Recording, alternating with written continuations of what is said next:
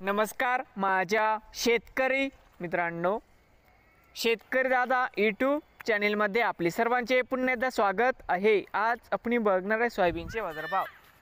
लातूर जिल्ह्यातील काही बाजार समित्यांचे आजचे सोयाबीन बाजारभाव म्हणजे दिनांक 13 नोव्हेंबर 2025। सर्व शेतकऱ्यांनी हा व्हिडिओ संपूर्णपणे बघा, कुठे स्किप करता। सोयाबीन दरामध्ये होते चांगली सुधारणा।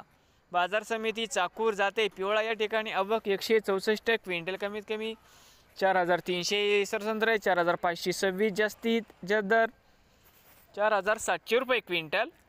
बाजार समिती ओरात शाजानी जाते पिवळा या ठिकाणी आवक 786 क्विंटल, कमीत कमी 4000 सरसंद्र, 4375 जास्तीत जास्त 4751 रुपये क्विंटल।